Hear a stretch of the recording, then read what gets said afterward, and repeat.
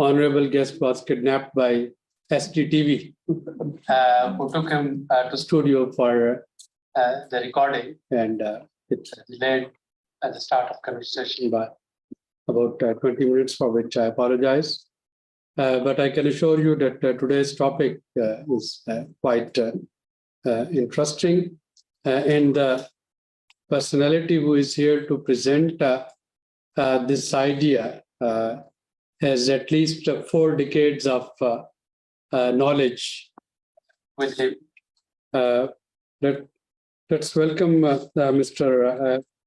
Janus Pastor, who is currently serving as Executive Director of the Carnegie Climate Governance Initiative. And he's also a Senior Fellow of the Carnegie Council for Ethics in International Affairs. But before this, he has diverse experience in the areas of energy, environment, climate change, and sustainable development. He served as Assistant Secretary General and worked closely with the Secretary General UN Ban Ki-moon.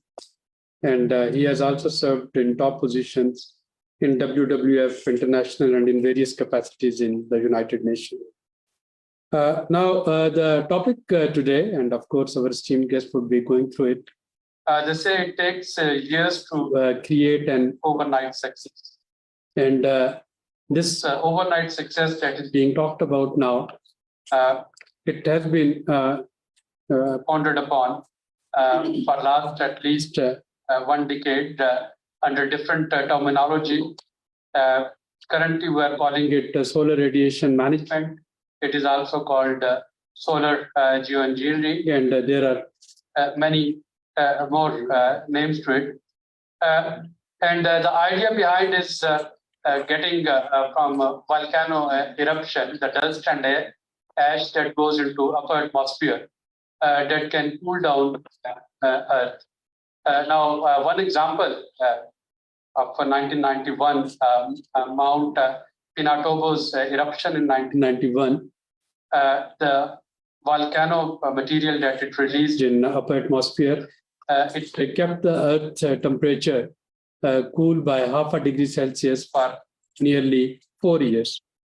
Now, at Harvard, there is this research going on with the name of SCOPEX, and scientists are trying to discuss sending a balloon to stratosphere carrying a few kgs of probably calcium carbonate, and they want to study that if it is released there, how would it dissipate, how would it react, and how would it scatter.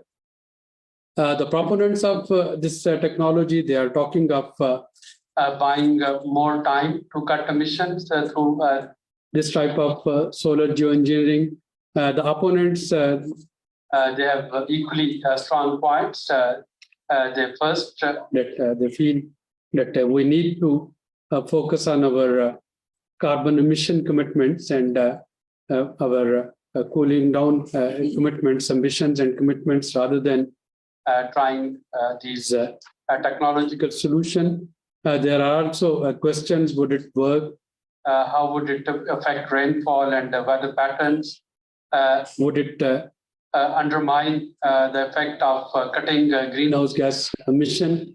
And most importantly, can countries use it as a weapon? As one can see that Russia is, by virtue of its monopoly, is using energy as a weapon now. So will it, in the near future, if these experiments they give some success, and keeping aside all other negative repercussions on the Earth and the planet and weather system, etc., would it give strength and monopoly to 1 or 2 countries who have advanced upper space technology capacities to manipulate with Earth system to either create droughts or create many other weather factors? So our guest, Mr. Pastor, he is not for or against this technology. All he wants to do is to start a discussion, do some brainstorming, get a few ideas, and of course, provoke you to think about these technological solutions, whether they are needed at all, or not, and how can they be improved? So with this slightly longish introduction, I'll request Mr. Pastor to start his presentations and talk. Over to you, sir. Thank you very much, Dr. Soleri, and I appreciate your introduction. And thank you very much, everybody, for turning up for this talk. I will share with you a few thoughts, very much along the lines of what you said. So thank you for that introduction. And I have a presentation that will probably last about a little over half an hour. And but I would like to make this as interactive as possible. So if you have any quick questions of clarification while I talk, please raise your hand and then we can immediately address that. But keep your more substantial questions, and I hope you will have some difficult questions. This is a challenging topic, and I really hope that you will have some challenging issues that we can then discuss in the second part of this presentation. So if that's okay with you, let me start. And I will basically summarize just straight out what my message here is going to be, which is implied by what Dr. Soleri also said. So the bottom line is that the world is getting hotter, and it's going to get hotter than it is today. And we will overshoot the 1.5 degrees. The only question is not whether or not, but how high will the temperature overshoot be and how long will it last?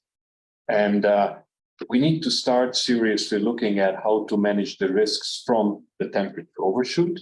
And I don't think anybody who is from Pakistan needs to be told what some of those challenges can be already now at 1.2 degrees. And in that context, we have to look at all the options that we have available to manage those risks. And the question that arises, what is the role, if any, of solar radiation modification in that context? So that's basically what I'd like to talk about. And I will use very much the experience we gathered at the Carnegie Climate Governance Initiative, which I lead. And with your indulgence, I will actually say a few words about that initiative because I think it's helpful to understand the context in which we have developed those ideas. So with that, I will proceed along those lines.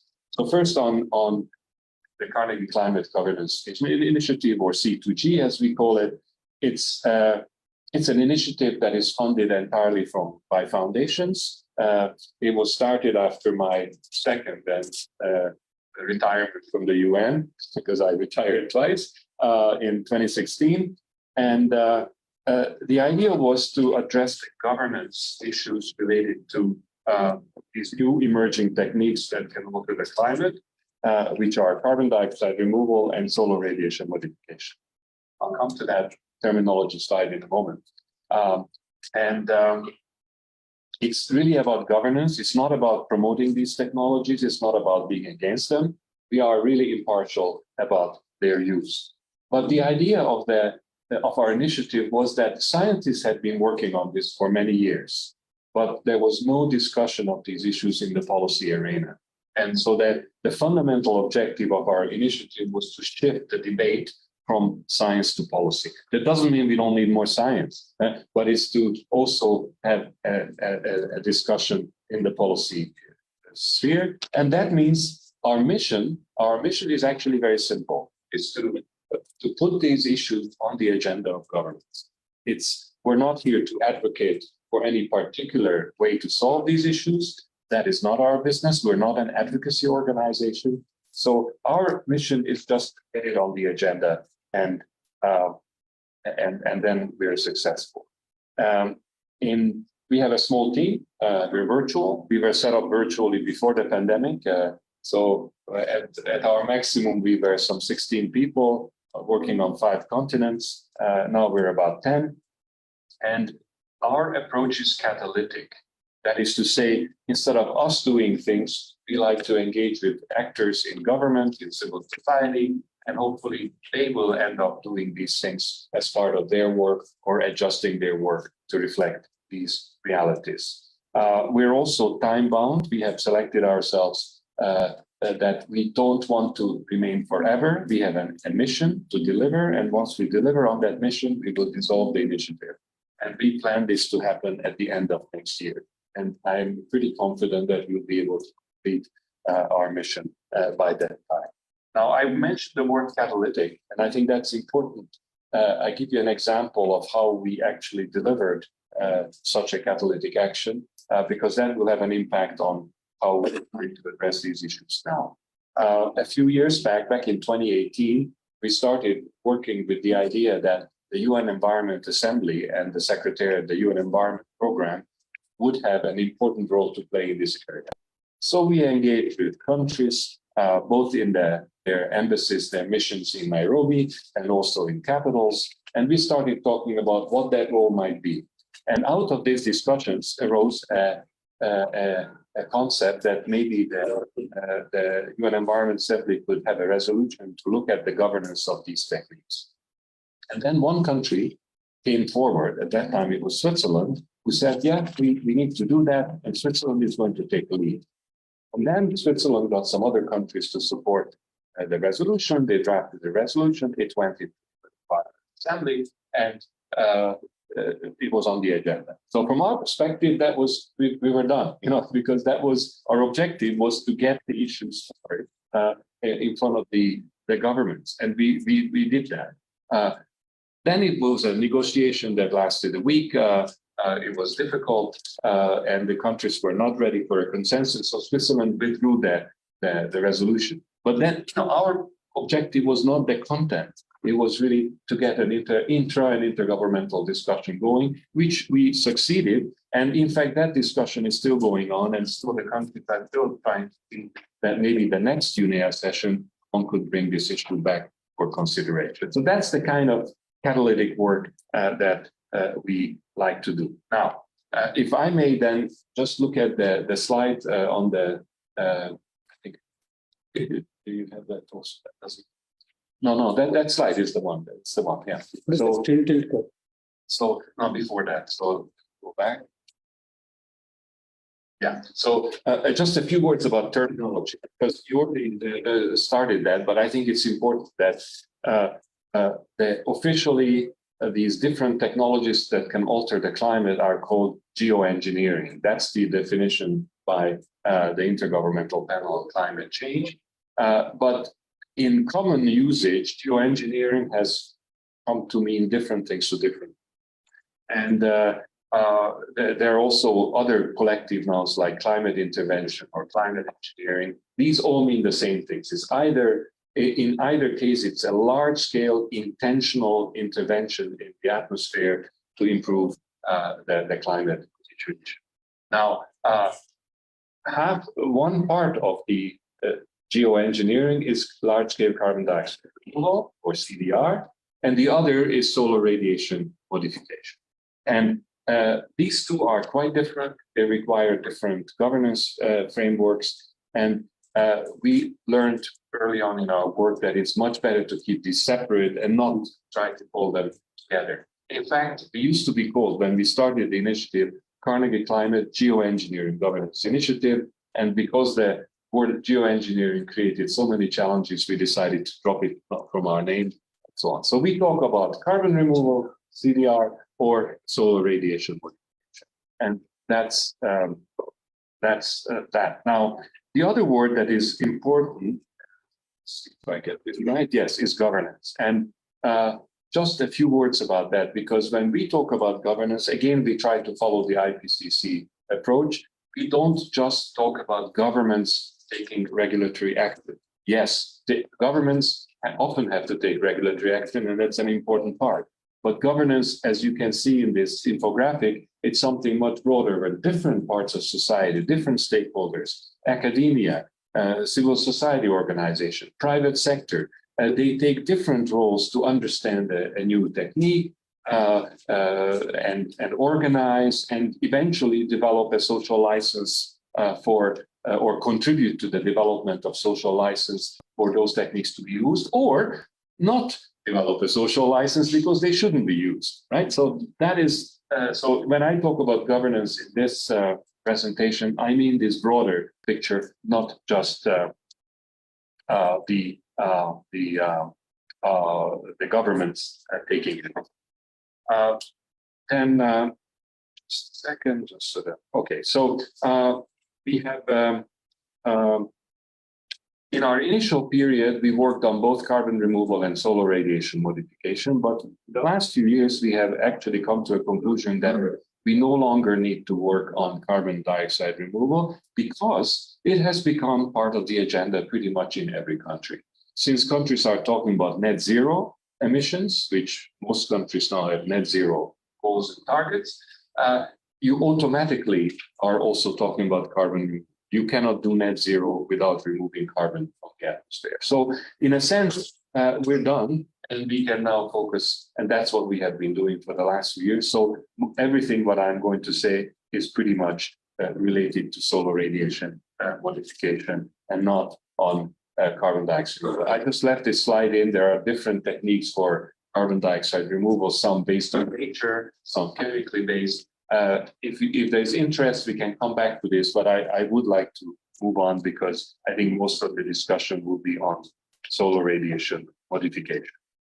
And in fact, our strategic objective left for the year that we have, and this is very much the focus of this discussion, is to actually bring this issue of the governance of solar radiation modification to the UN General Assembly before the end of next year. That's what we're trying to do, and I will be talking about that here. So what I'd like to do now is to address the question of why on earth do we need to even talk about solar radiation modification? There is so many problems in the world. We have to reduce our emissions. There are wars, there is hunger, there is flooding. Why do we need to even talk about these issues and why now? So I'd like to do that. And there are two main reasons for that. But before I come to those two reasons, let me just very quickly run through what actually we're talking about with solar radiation so that we're all on the same page. I don't want to spend too much time on the technology question, but again, if there are questions, happy to do so. But as you can see on this graph, fundamentally, there are 3 or 4 major techniques, and one of them is not on this graph, but I'll talk about that as well. So the one that is the simplest and the most basic is what is called surface albedo modification.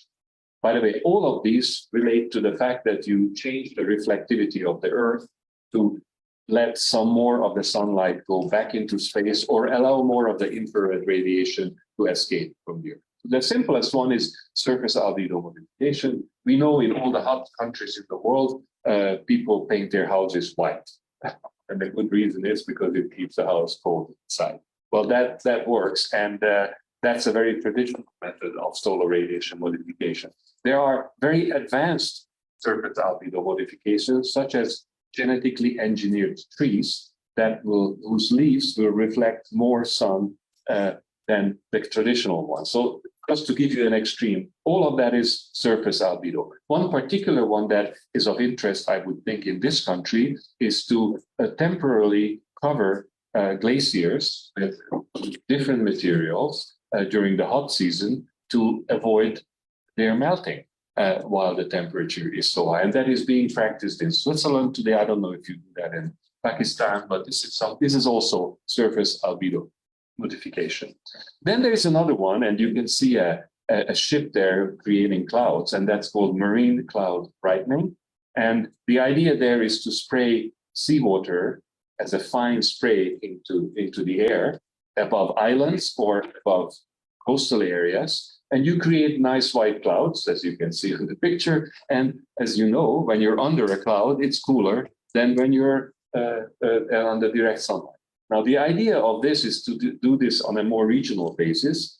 And currently, Australia is experimenting with this method to try to save the Great Barrier Reef as one of the actions that they're envisaging. So that is marine cloud brightening. It's more regional oriented. The one that is global, that would have global impacts, is the so-called stratospheric aerosol injection. You see an aeroplane up there spraying something into the stratosphere. And the idea there, as Dr. Suleri already mentioned, is to spray either sulfur aerosols or carbonates or other materials into the stratosphere that physically reflect sunlight back into space. Once you spray it, it will mix eventually, and so it will become global. And even if you do it locally in one place, eventually it will have global impact. This is the one that is perhaps the most controversial technology that is out there. It's global because it will have an impact on everybody. Incidentally, the models tell us that it's very likely that not everybody will be impacted the same way. So you already have one important governance challenge. What happens to those who will be badly affected versus those who will be better affected? But it's there. This is a technique that is being modeled, and even the IPCC, the Intergovernmental Panel on Climate Change, makes it very clear that this technique could be a supplement. It's not let's be very clear, it would not be there to replace what we have to do to solve the core problem, because the only solution to the climate crisis is reducing global emissions to zero and eventually actually going into negative emissions. So the idea is not as a replacement, but as a supplement to the world doing what it has to do to reduce the emissions, but while it is doing, to make sure that the temperature doesn't rise too high. Because the reality is that the temperatures are likely to rise, and we'll come back to that in a moment. So the IPCC is very clear, it can be a supplement, but it will have new risks, different risks. And one has to look at these new techniques, not just simply for the benefit that it might be, but also the new risks that it will bring along. And there are very big challenges there. The science, yes, we don't know enough, and there needs to be more research and so on. The technology to get an aircraft up there is not that complicated, frankly. I mean, I couldn't do it, but it's not that complicated. The biggest challenge is governance, is how to deal with this. Who should decide, on whose behalf, on what based information, what international process? What if somebody wants to do it unilaterally? And we'll come to that also. So there are many, many big questions. Now, the two questions, why do we have to talk about it? First of all, the state of the climate. And again, I don't think we need to spend too much time on this context, but what is very clear is that the temperature of the world is going to get hotter. The world is way off target. And the question is no longer the 1.5. The question is how much higher it will go. According to the UNEP emissions gap report, the likely scenario is somewhere between 4 and 2.8 degrees by the end of the century. Now, today we're at 1.2, and we can look around what's happening at that level. At 1.5, it will be worse, and at 2.5 is going to be a lot worse. In fact, I would say it will be catastrophic, because it's already catastrophic, but it will be even more catastrophic. I don't think it will be the end of the world if we go to 2.5 degrees or something like that, but it may be the end of the world as we know it.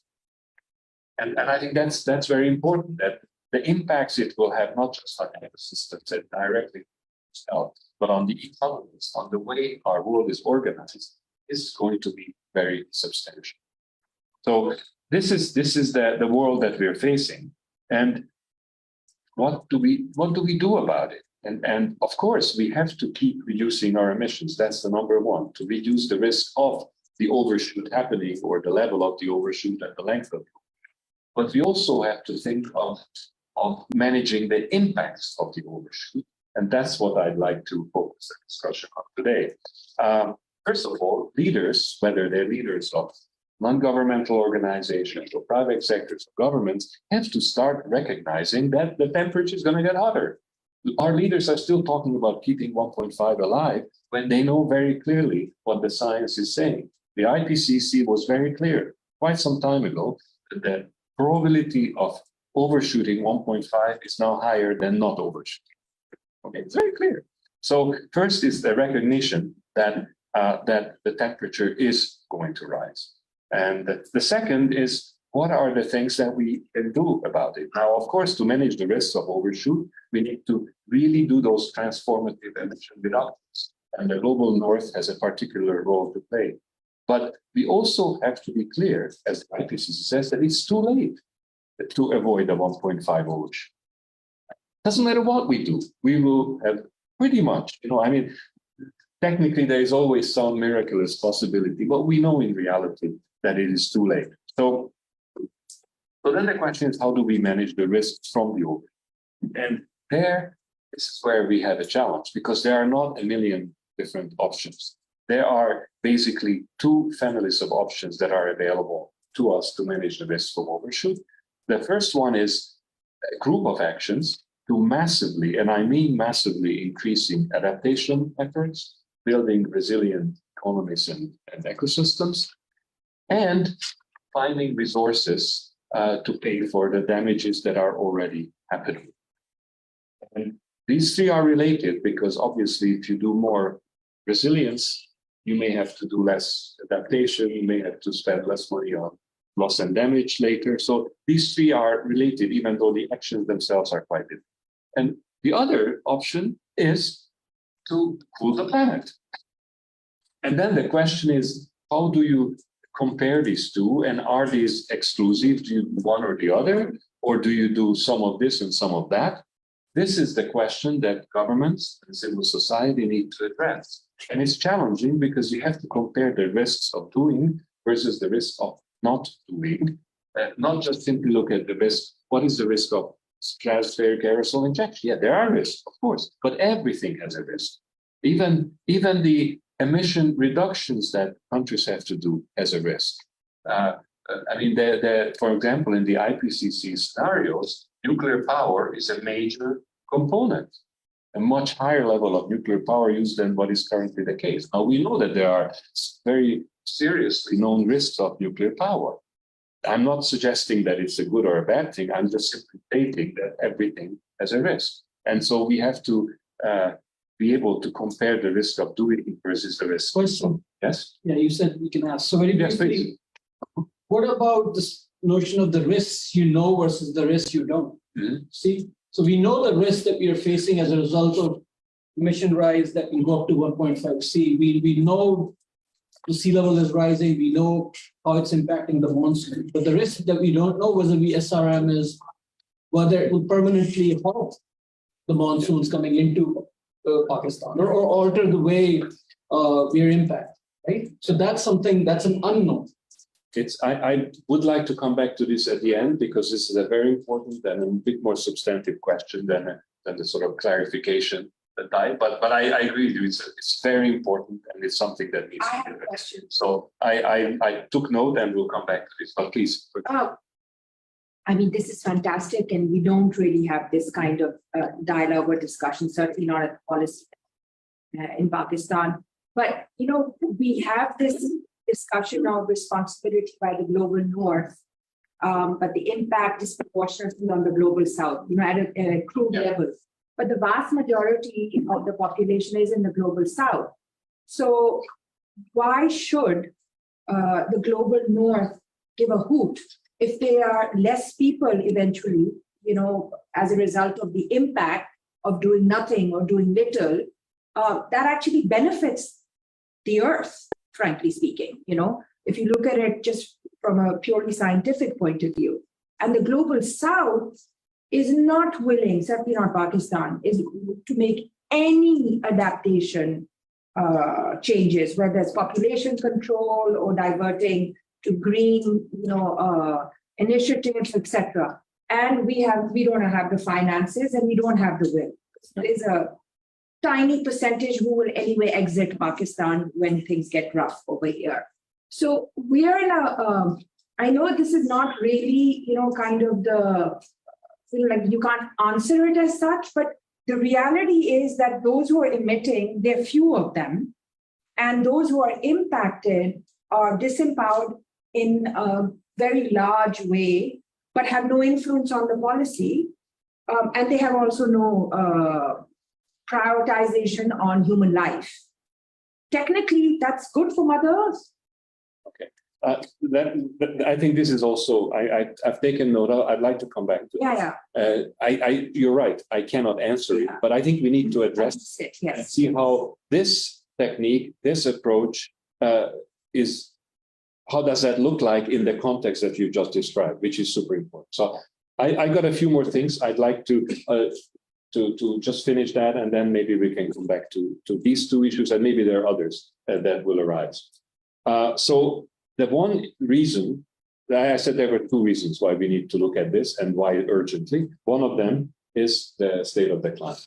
The second, and I can be shorter on that one, but it's the fact that there is no comprehensive governance framework for this new technique. If anybody wanted to do this, it's actually, it could be possible that even a rich billionaire could just simply do this. There's no laws that person would break, and there are no laws to regulate or to inform or to encourage or discourage research. It does not exist. So the IPCC itself recognizes that the lack of governance is a risk by itself, and the most important risk that they raise is the potential for unilateral action. And this is very interesting. I don't know if any of you read the American science fiction book called The Ministry for the Future. Yeah, okay. So remember the situation there was that it happens in India, that lots of people die, and then India starts unilateral action to do this. Yes. And then the challenge of how the international community deals with unilateral action. Well, that's science fiction, but I always say that good science fiction is the one that is close to reality. And I don't know how many of you saw the American foreign policy publication, Foreign Affairs, last month. There's an article in it, which is quite shocking, an author from the Brookings Institution. So for those of you who don't know, this is the most establishment think tank in the US and the most establishment foreign policy journal. They write an article in which they're suggesting that the United States should go ahead and do stratospheric aerosol injection unilaterally. And they're saying that because the climate situation has become so critical that action like that is necessary. And then they say, well, ideally you should do it in a multilateral setting, but the world is in a mess, so the US should go ahead and do it. Now, that's the kind of risk that the IPCC has identified. We have been talking about that for years. And, you know, my question to Ministry of Foreign Affairs earlier today, and when I was in India and in Indonesia, is what would be your reaction if this were really a US position? This is, of course, not a US position. It's a think tank recommending it, but what would be the position? And people are scratching their heads because they don't know. And that's the kind of thing that one needs to find a way forward. Now, having unilateral action could have tremendous environmental impacts, but it could have tremendous, and in the context that you've described, Madam, exactly the kind of thing that even if you cannot attribute it to the stratospheric aerosol injection, the perception will be there. And that is part of the geopolitical issues that will arise. Imagine a situation where, let's say, China does unilateral stratospheric aerosol injection, and the following year, the monsoons are disturbed. I suppose Pakistan, India, Bangladesh, everybody here in this region will be pretty upset. and that itself can result in further geopolitical consequences. So anyway, the point is that there is no comprehensive governance. There's bits and pieces of governance in different UN entities. The Convention on Biological Diversity 15 years ago agreed on a resolution that has, some people call it a moratorium. It's not a moratorium, it's guidance to countries for conditions under which research and other activities would take place. The IPCC has been looking at the science. The UN General Assembly passed a resolution last year as sort of a more general protection of the atmosphere type of resolution, more from a legal perspective. So there are things that are there, but nothing comprehensive. And so in short, we have a situation where the climate crisis is really challenging, and we might possibly need this technology. We don't know yet, but we might. And if we do, then we better understand it better. And we have a situation which is lack of governance, and who knows what that might result in. So with that in mind, our team has been encouraging governments to think about these issues and non-governmental entities as well. But our main focus, as I said earlier, is to bring this issue to the UN General Assembly one way or another. We're not necessarily saying it needs a formal resolution. We've been discussing it with many countries, and the result of those discussions, and there are many different ways in which the UN General Assembly can do it. But first and foremost, the UN General Assembly is the place where all the countries have a voice. It is the most universal body that is there. Secondly, it can think beyond sectors, because this is not just about climate. It's not just about agriculture. It's not just about health. It's also about global security. It's about many of these issues. And one needs to have a broader vision of the importance you overshoot on all these sectors and have some kind of collective way to move it forward.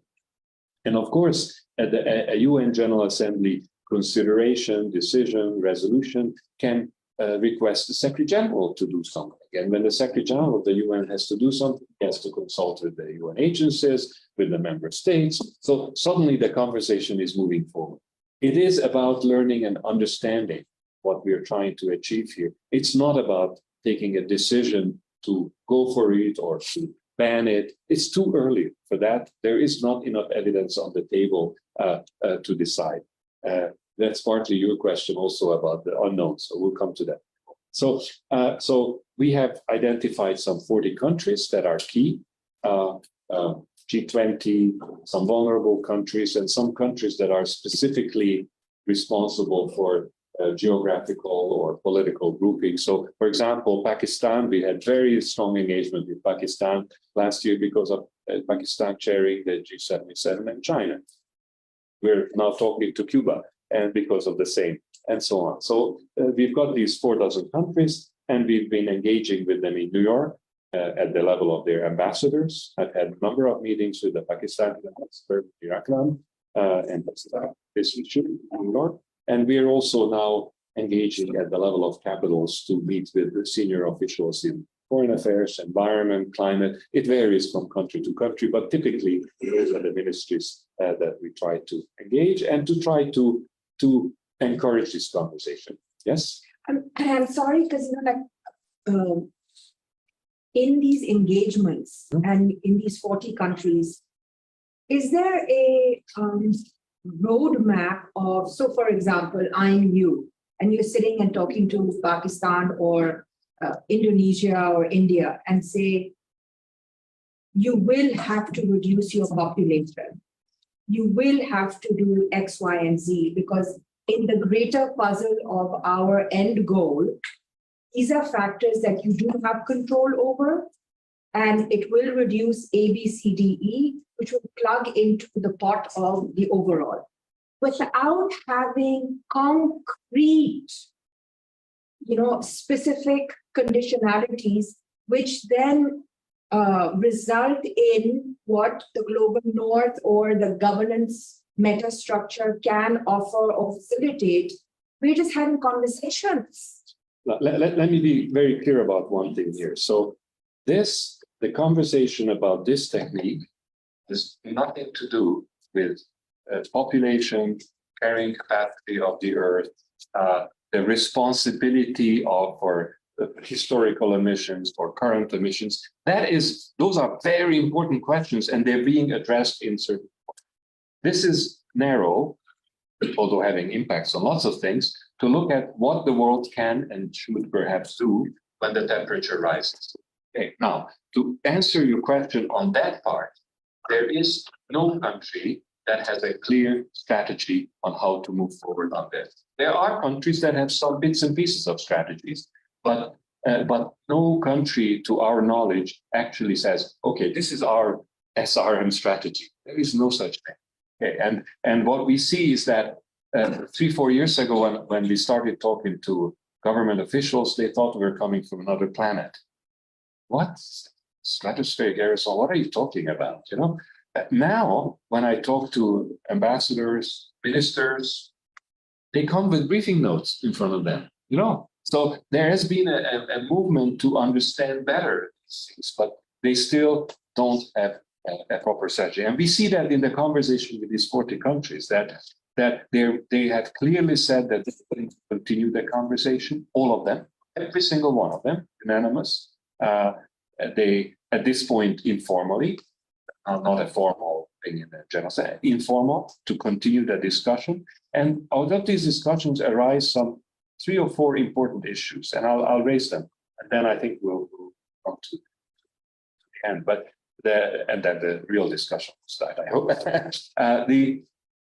They are saying that, first of all,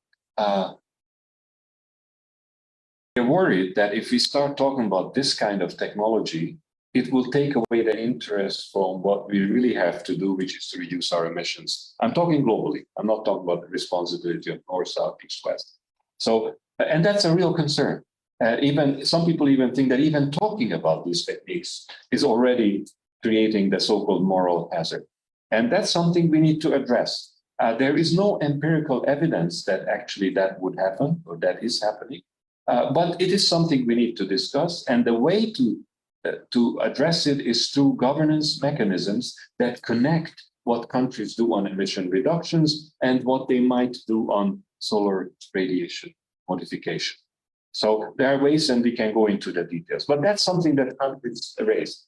There is an opposite to moral hazard, and that's called the moral imperative, which is to say that if the situation is as bad as it looks, that is to say the climate crisis, then humanity actually has a moral imperative to understand better all the techniques that are available, because we might need them all, because there is such a difference.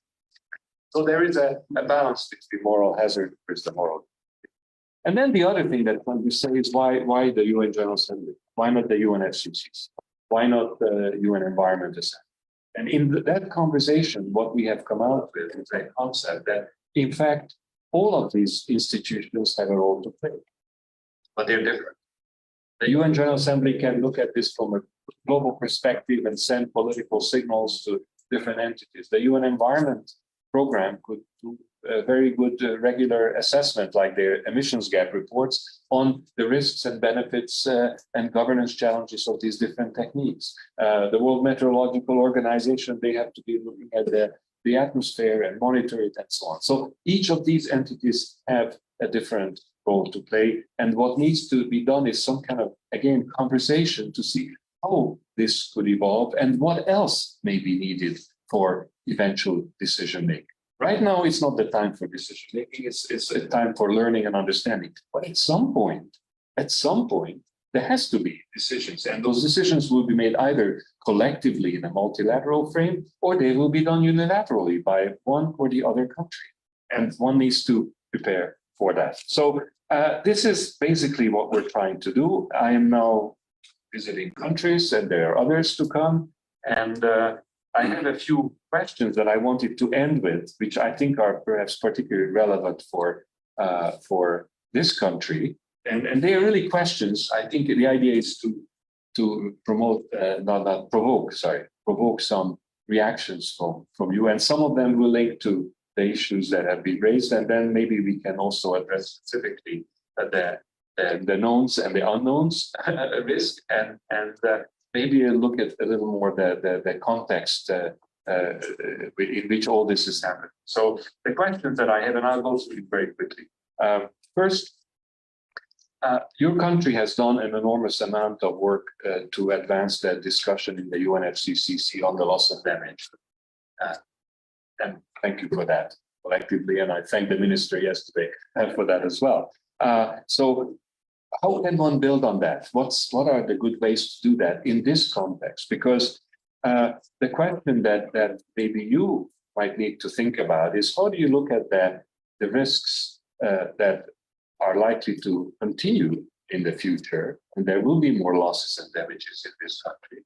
And how do you look at that versus potentially somebody doing solar radiation modification? And for that, we need to have information. We need to know the risks, and we need to know even those risks that we don't know much about. There are some unknown risks where much more research will need to take place before one can come to an answer. So that concept at a local level in Pakistan, of how you look at the risks of what is happening, what you have experienced, and how such a Deus ex machina technique that somebody might do, how you might look at that. And what information do you need for that discussion to take place? And whose information will you trust? Do you trust the US National Academy of Sciences? Or will you trust some NGO who has done an interesting report on this? Or would you want the United Nations to do something?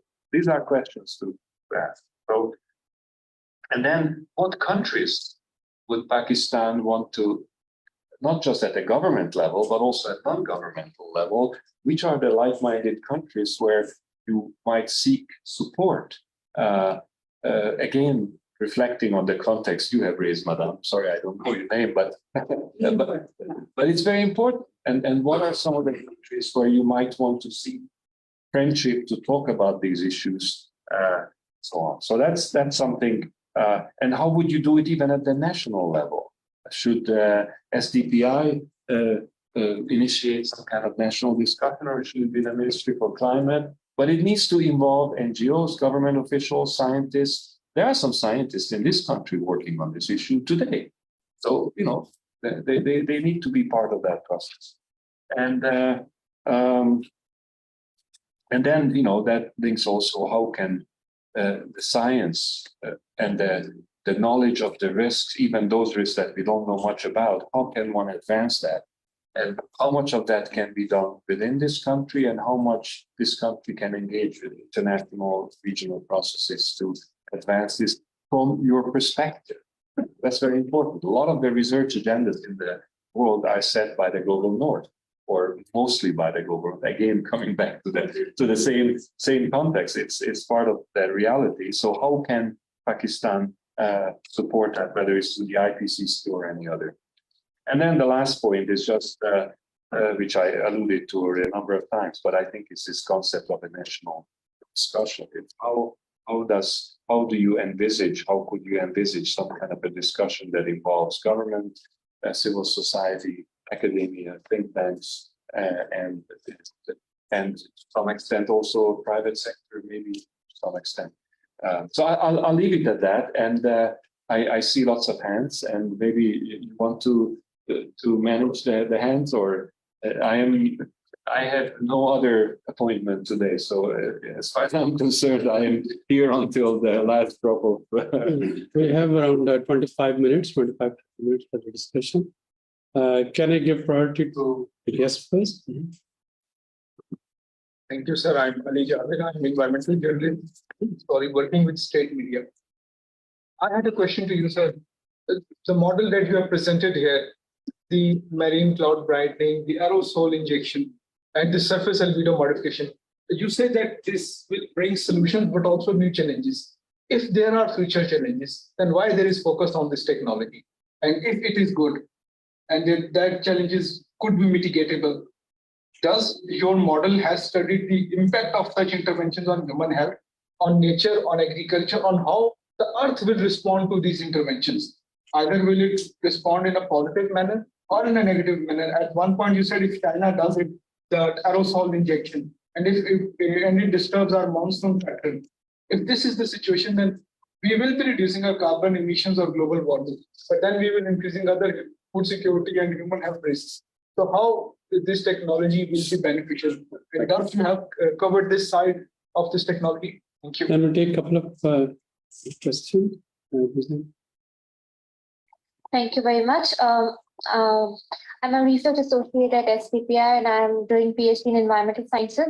My question is regarding, there was a technology named High Auroral Active Research Program, the HART technology, that was under the US Air Force, and then it was given to the Alaskan University. And what they did was they were doing research with the passive IRI into the ionosphere. And their motive was also to study climate change. But there were resentments. It was a controversial thing. And specifically, there were questions from the developing countries that where that radiation is being emitted and how you're controlling the climate, and if that technology is causing the climate. So that became a controversial thing. And nobody was allowed to talk about that technology here, at least in Pakistan. Someone did raise the question, but then they had to stop that person. That no, you cannot talk about the technology.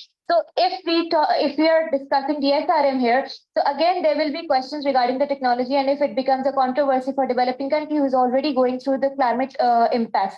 Secondly, I think that thank you for appreciating Pakistan's diplomacy regarding loss and damage. But I believe that again there is a communication gap, and at South Asian level, the countries need to take this initiative collectively rather than Pakistan taking the lead only. The entire region needs to take the initiative. And if we talk about the SRM again, the South Asian region or the countries or the global region who are getting affected, they need to take the lead and decide if they want SRM or not, because they are being affected. So thank you. That's all.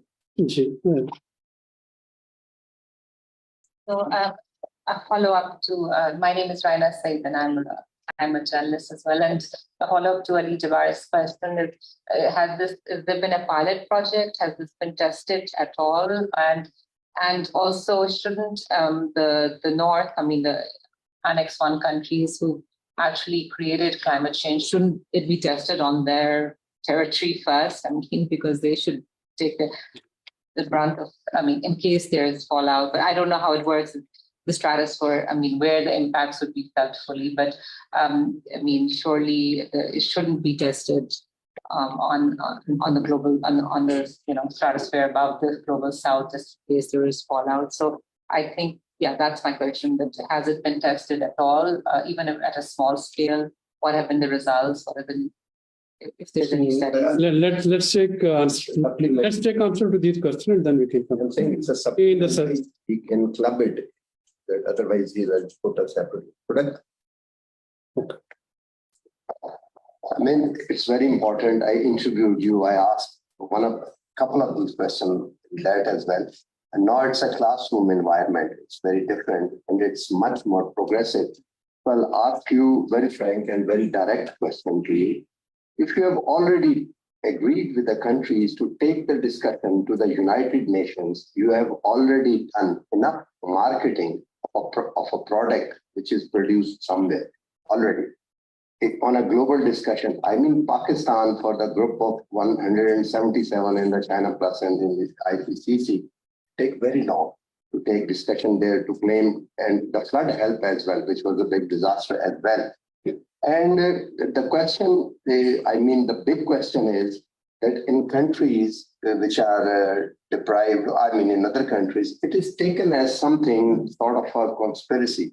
For example, the hard technology, we know it for certain that in Chicago, they induce earthquakes on a smaller scale that reduces the chance of a big earthquake later on. So they are saying hard technology can be. They blame this tsunami of Japan on the, that is in the press, nobody has the proof. Then on this vaccine thing, that was mRNA, that was message given to the RNA of a human cell. And the medicine was, they say that it was produced in the lab. And that was, these are literature which is already there. Now, these sort of questions would be raised. My question is that if this technology is used unilaterally, should it be taken as an act of war? Okay, I think there's some very interesting question here. So let me try. I think first of all, I will do it in different order because some of them are actually interrelated. So first, let's be very clear that this technology does not exist.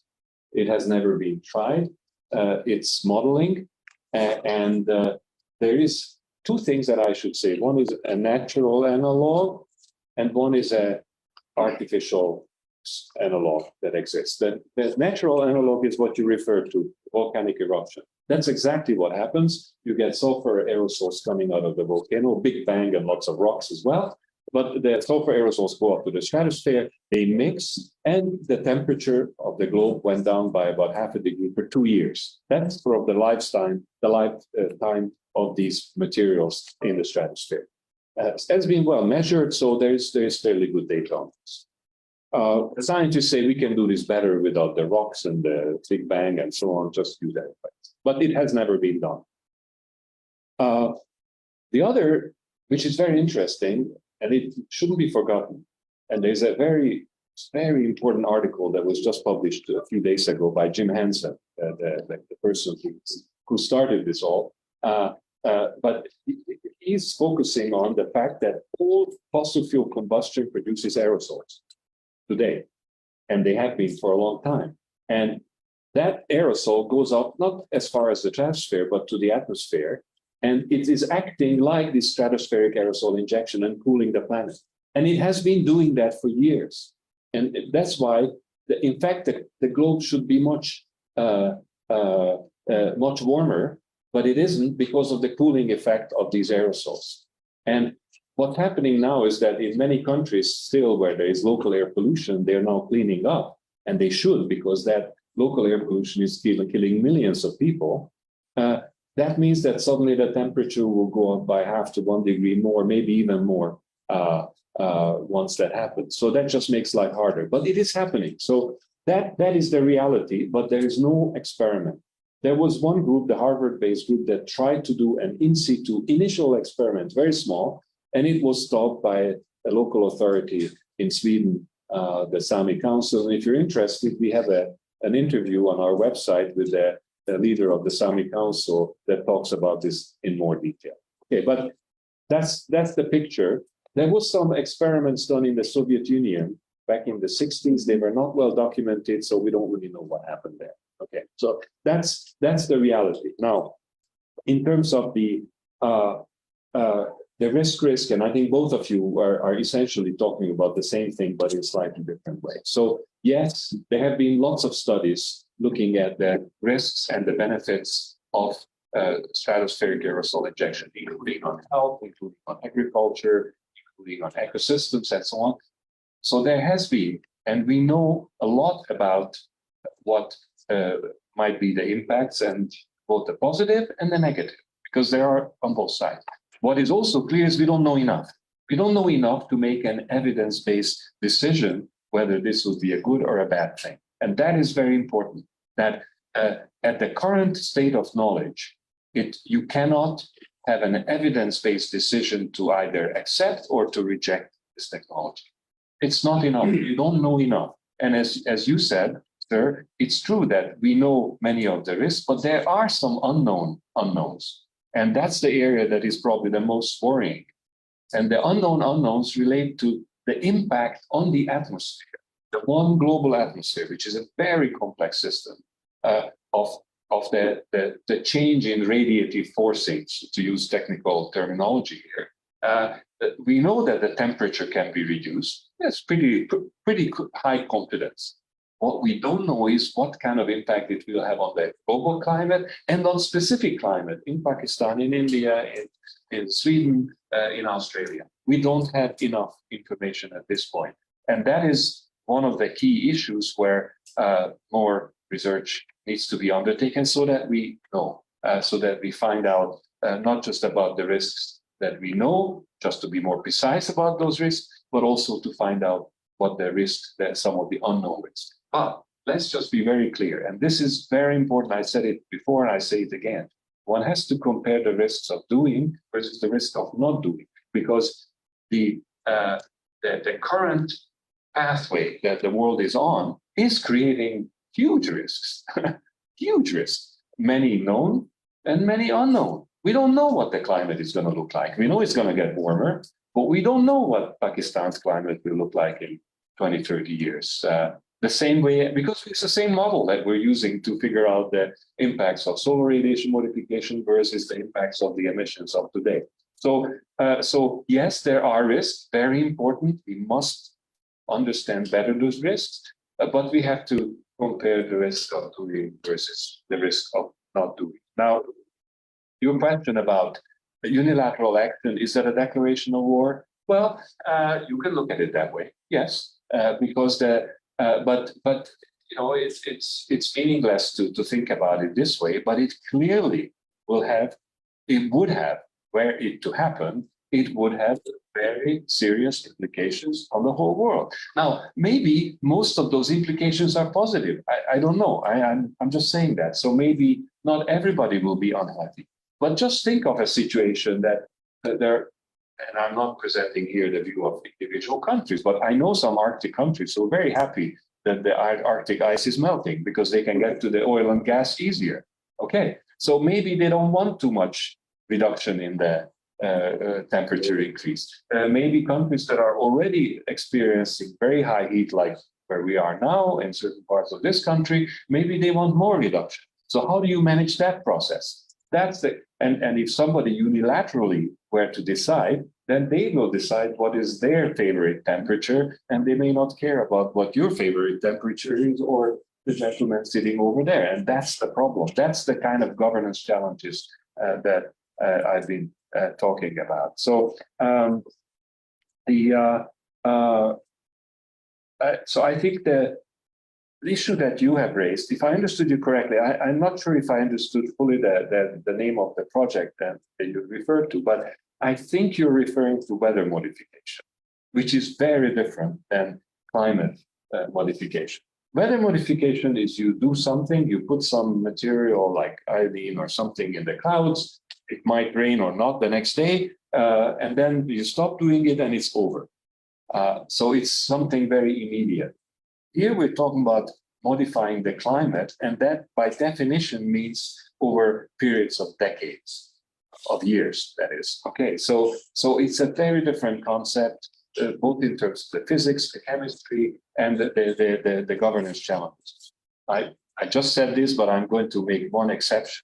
The marine cloud brightening, that technology, even though it's defined as solar radiation modification, is actually closer to weather modification than anything else, because it's that kind of a thing. You spray into the create clouds, and then eventually the cloud, if you don't continue, the clouds will disappear. So it's a little bit like that. That's a very unique kind of technology. But in any case, the marine cloud brightening will, if it will ever work, it will have local regional impacts. Countries are talking not just about tropical islands, but also using marine cloud brightening to cool the Arctic. Because that's one of the key tipping points, global tipping points, that if the ice goes in the Arctic, then we're cooked. You know, it's a major global tipping point. Can we expect geomagnetic storms? Sorry, can I get some more questions? Good evening. I'm Dr. Ansel Kuya from Bahia University. Indeed, my question will be a little bit different from others because I'm an academician and I do research. So if I just see about your process and everything, the technology involves over here regarding stratospheric aerosol injection or the marine cloud lightning, if I can say it's happening naturally as well, that we call the biothermostat, because we have different theories about climate change, not the climate change is happening through anthropogenic.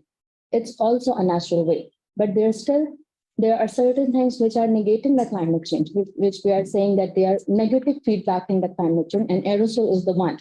The soil aerosol, sulfur aerosol, marine algae aerosol, which contribute a lot to reduce the sea level temperature, the sea surface temperature. So, but when we talk about the statistical analysis of climate change from previous last years, it happens usually that the expected temperature is always higher than the actual temperature. And for me, what I understand the reason behind is these are the biothermostats, because they are continuously negatively feedbacking the climate change and they are reducing the temperature naturally, that we call the biothermostats. But the impact of these natural biothermostats are very low, or it's not significant comparative to the emissions. So that's why generally we don't understand the significance of these aerosols or biothermostats. So I highly agree with you that we need to compare, because if we are going to die, so we need to check if we are going to die without medicine in 10 years or with medicine in 12 years. So there is a risk. Every time there is a risk. But if we go with some medicine, like this technique is like a supplement. That's not a medicine, because this technique, we are not treating or sequestering back the carbon dioxide or reducing the temperature. We are just giving a helping hand to the earth. So if I go toward the solar radiation, so with the biothermostat, with the risk and with everything, and if we talk about the governance, as you highlighted about the 40 countries. So my very small question is this, that if we understand the Earth energy budget or the global energy budget, or because of the shape of the Earth, all areas of Earth do not receive the same amount of energy. So I guess this type of radiation control method or the modification is highly required for the equatorial region because they receive the immense amount of energy. The Mediterranean region, they receive the energy from the equator through all the mechanisms. So they need this thing, but if you are talking about the governing bodies or the people who are highly affected by such things, so maybe the focusing countries should be the equatorial region because they receive an immense amount of radiations.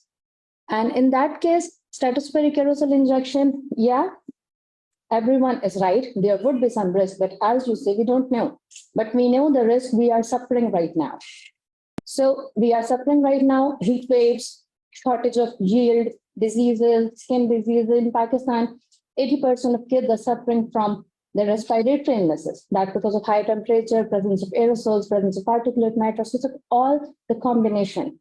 So in my opinion, yeah, we can try. We can have a try. The albedo effect is very much like the simplest method, the oldest method that people are doing, but we can enlarge the area, enlarge the application of albedo things. We can change like rooftops, surface colors, very minute changes. So what about this thing that you should give priority to the equatorial regions because they really need this thing. Thank you. My name is Athar Hussain. I'm head for the Center for Climate Research and Development in ComSec University, Islamabad. I would like to fill some knowledge gap raised by Janus Pastor. So I would like to show 2 slides. Is it okay? It would be difficult because we are about to conclude, but definitely we can arrange a follow-up seminar on it. Or 1 slide. And because it is very important that we must know. If you have a question. No, I don't have a question. I am going to answer your question, okay? Because Pastor raised the question, so I'm answering his question, how the climate of Pakistan will change. Because then perhaps over a cup of tea, we can have a... No, it is relevant to mention it here because question is raised in this forum. No, my problem is that I need to conclude it by next. But we started late. Yes. Okay, so my point is that climate of the Pakistan, let me answer only verbally what we are doing like here, for example. So being as a scientist, I prefer to show some results, okay? So my point is that the climate of the Pakistan will not change horribly, okay? Some unknowns are known. For instance, 2 to 3 degree decrease in temperature will happen, okay? On the several number of scenarios we have studied in G4, if you are familiar with this, that if we inject 5 terabytes of sulfur dioxide, first thing. And second thing, as far as the question are raised about the global south, we have conducted a detailed survey. 3 countries different are included: Pakistan, Nigeria, and Kenya. Okay. The conclusion for this survey, electronic survey, conducted by a Google type of instrument, the conclusion is that around 30 to 35% of our population, Pakistani population, is ready to accept the model experiments, conduct the experiment. They trust the scientists. Okay, so this is the perception of our general public and our youth. Okay, so this is what I wanted to add. Thank you very much. Gee. Thank you so much for the presentation. I think that aerosol trading the cooling effect and volcanic eruption also will be seen, it may be seen. But the thing is that I was reading some papers that in India, these aerosol, like I'm talking about the tropospheric aerosol that one of the if we have aerosol, like more than 90% aerosol we have in troposphere, and and its establishment in the papers, it's also disturbing the moonsoon. So this is the one effect that already established in the troposphere, but we don't know the stratosphere because the vertical movement in the stratosphere is on and it will stay how longer over there. This is also a question. That how much time it will take to disappear, or it will be making some chemical reaction with ozone that be protected from ultraviolet radiation. That is will be also a health impact over here. The second thing that why not, if we between the stratosphere and troposphere, if we find a place where we can inject this thing, that where we have some vertical motion as well, and there is some stability as well. So we can test this phenomena first in that particular layer, and then if it is going good or it's show some like, especially I mentioned before also that this is very important not only for glacier distribution, it's also very important for our heat waves. Like in the heat wave days, if we do some similar phenomena for a short time, it will work for us. And then the people will agree that okay, we are protected now from these activities, and then we will move around. And the last point that I want to mention that due to these efforts, if we succeeded, the people will stop to reduce the carbon emission because we give the solution, and then it will cause more problem. So one problem that we have already met by producing anthropogenic activities, and the other anthropogenic activities we are going to do. So maybe it will reverse the things. Thank you. A very last comment from Raina. Yes, I wanted to ask, is this technology good to go? I mean, is it ready to be used immediately? It seems that you want to buy it from the world's global government, which could happen very fast. It can happen at the next UN General Assembly. But shortly after that, if there is some agreement at the global governance level that it's okay, go ahead, we're running out of time or whatever. Because I just read yesterday as well that there is a breakthrough in fusion, but it's still going to take at least 2 decades. We don't have 2 decades to wait for, right? So, but then also then there's the fear that this will be a stopgap. Emissions will continue, and this will be used to control the temperatures until fusion is ready to be then mass marketed. My question is actually related. In your 40 countries discussion, is there any conclusion that you heard from the global South governments where they are willing to alter, or they are waiting to actually change behavior or adapt or implement something? Or is it, in my opinion, like Pakistan, which is you will do it, you will pay for it, and we will reap the benefits because we are victims? Let me try to very quickly address some really important points here. First of all, I think you raised a number of scientific issues. I'm not even well equipped to address them, but 2 really important points. One is that the Earth is in very bad heat imbalance. That's the part of that Hansen paper I was talking about. If you're interested, I'm happy to send it to you. It's really important. We are in imbalance, and until that balance is restored, the temperature will keep increasing. And the problem is that the actions that we're taking globally are not yet changing that imbalance problem. So that's the second point that you raised is about the equator and the role of the global South. And this is the reason I'm here also, because we believe for scientific but also geopolitical reasons that global South has to get much more engaged in discussing it from the global South's perspective, because right now the debate is largely defined in the global North. So these are two very important points. No, the technology is not ready on the shelf, but scientists are saying that if you want to do it properly, then in about 10, 15 years of serious research, we will be in a position, the world will be in a position to say, yes, now we are confident that this is the way it's going to work, and this is the way we address the risks, and so on and so forth, and then we should be able to do that. Now, if you want to do it quick and dirty, I think it's possible. It's possible, but it won't be a sustained effort. You will inject some materials, and then it will cool down the planet maybe for a year or two, and then what have you done? Nothing. Okay, so that's not a solution to anything. So it does require that sort of level of effort. Now, fusion is something different. When I was a student, which is a long time ago, people said, I was actually a study of nuclear engineering, and in my own department, they said, well, fusion is about 3 decades away. And it's still always 3 decades away.